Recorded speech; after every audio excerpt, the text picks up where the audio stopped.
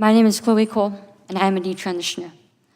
Another way to put that would be, I used to believe that I was born in the wrong body, and the adults in my life whom I trusted affirmed my belief, and this caused me lifelong, irreversible harm. I speak to you today as a victim of one of the biggest medical scandals in the history of the United States of America. I speak to you in the hope that you will have the courage to bring the scandal to an end and ensure that other vulnerable teenagers, children, and young adults don't go through what I went through.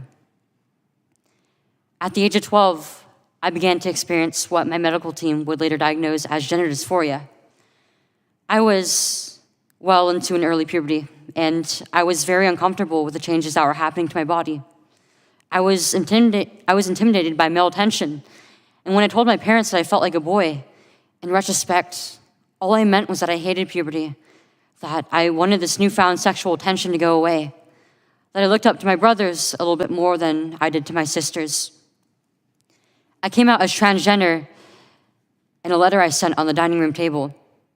My parents were immediately concerned. They felt like they needed to get outside help from medical professionals, but this proved to be a mistake. It immediately set our entire family down a path of ideologically motivated deceit and coercion.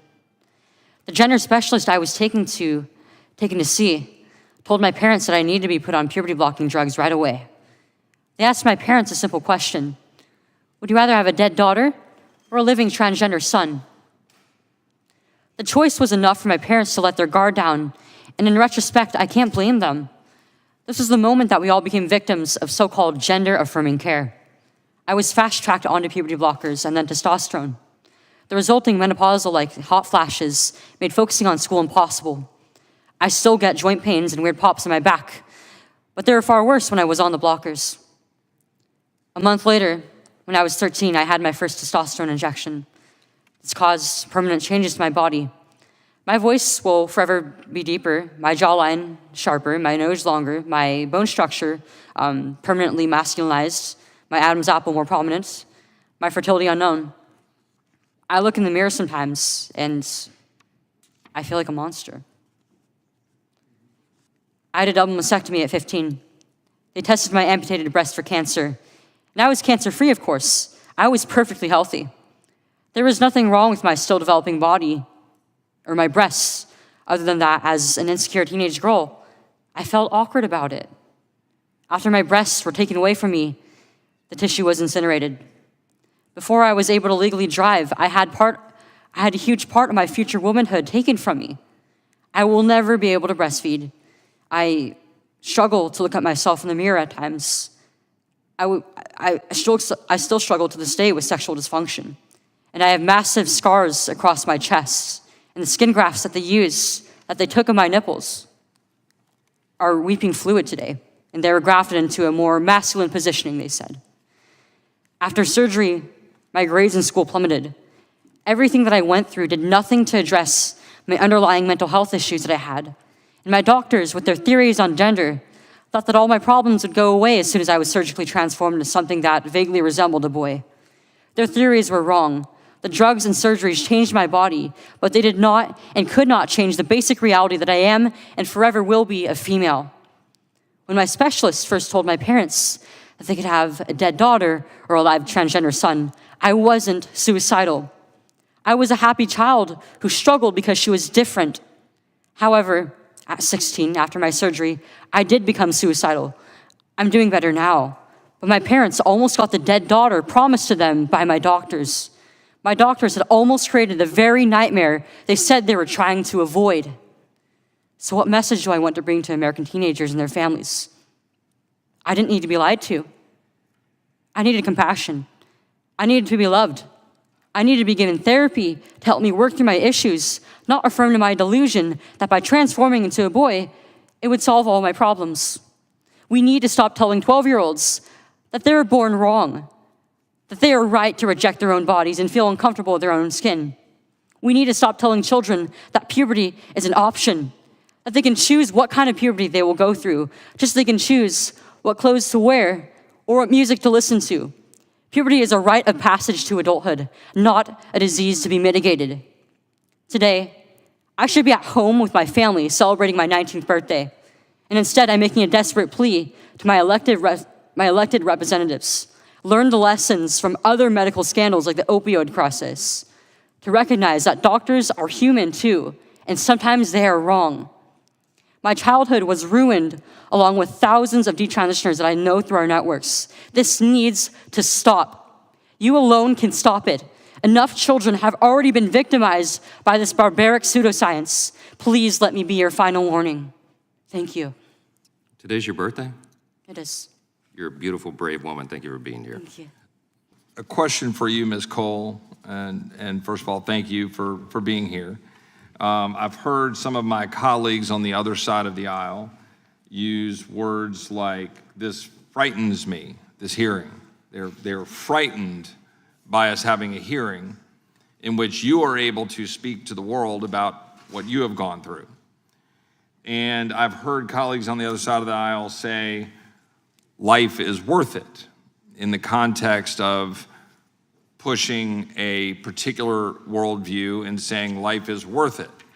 I would just ask to say that I just want to make sure that you know, like from our standpoint, that your life is worth it, and that the people that have gone through this, that your lives are worth it. And I'd wondered if you'd like to comment on the worth of your life and the social pressures and the pressure placed on you to pursue a path that you now believe was not the correct path.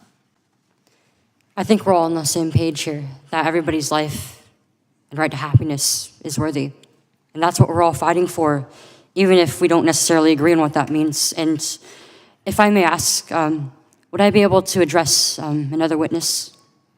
Through the chair, you may. So you may Okay. speak to me and reference any other testimony you wish to. Okay. Well, Mrs. Reynolds. And you can direct it to me and say that what Ms. Reynolds talked about you want to respond to, and you go ahead. Well, I understood that Mrs. Reynolds is scared for her child. And I just want to set the record straight that I don't hate her. I don't think anybody in this room hates her. In fact, I see my own mother and my own father in her, and that she dearly loves her child. And she's doing the best with what she's been given. And unfortunately, it's not much. And for that, I'm sorry. I mean, I think every parent deserves the utmost grace and guidance with how to help their child. That being said, I don't wish for her child to have the same result as I did. I don't wish for anybody to regret transition or to detransition because it's incredibly difficult. It comes with its own difficulties, and it's not easy. And I hope that her child gets to have a happy and fulfilling adulthood, however that may look like. Well, thank you for that, Ms. Cole. I think it was heartfelt, and I know that a number of us share your view. One last question as my time is winding down. Do you believe that the American healthcare system failed you? On every single level. Thank My you. doctors and systemically. Thank you for being here. All right, Ms. Cole, I want to thank you again for being here today and for sharing your powerful testimony, especially on your 19th birthday, and that has been very helpful to us. Thank you, sir. I want to acknowledge what you said earlier, tearfully. It was appropriate. Everyone here, as you said, our hearts go out to everybody. The families, everybody affected. We're trying to strike the right balance, and we do believe Congress has a role here. And I appreciate your testimony for providing evidence of that. And I wanted to ask you first about your parents' involvement in your transition process, and then ask you about some of the hormone treatments you underwent, because I think all that's important. First, were you or your parents informed of the long-term effects of the procedures and hormones that you were subjected to? We had consent forms with a list of some of the side effects, and we did do consultations where we did speak about some of them, but it was in very vague terms. And I mean, as a child, it was a lot for me to process because, I mean, I was perfectly healthy, and children tend to think that they're invincible, that nothing can get them. And with all these things being listed, it was hard to know which of these I would experience. And most of the side effects that I experienced, most of the ones that I'm experiencing today, actually, were not even listed on these forms, so I had no idea. And children just don't know what permanence is because they've only been in the world for so many years. It's an important legal principle that we have informed consent, fully informed consent for life-altering medical procedures. And are you then suggesting that it was not really full informed consent? I mean, no matter how much information they would have given me, as a child, I just would not have been able to consent to this. And my parents were required to sign off on these, but it was under duress. I don't think it was really consent. It was coercion. They were given the false dichotomy of either a child transitions or she dies. But transition almost killed me. And the evidence suggests that that is a common practice, regardless of what's been said here today.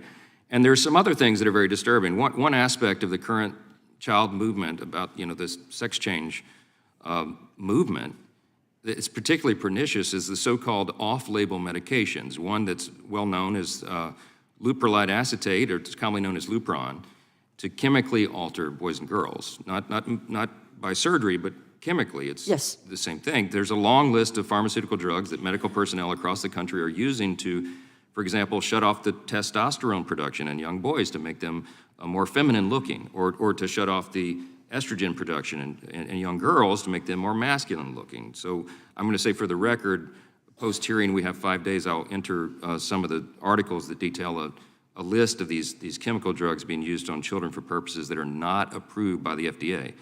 But Ms. Cole, was one of those puberty blockers that you were prescribed Lupron? Yes, I was put on Lupron.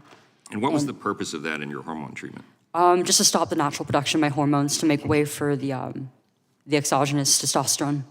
Does it concern you, as it does us, that some pharmaceuticals are being used to chemically mutilate some children today that were never explicitly approved for that purpose by the FDA? Incredibly so. And to my knowledge, there's currently no effort underway by the FDA to explicitly approve these pharmaceuticals for these purposes. And they shouldn't.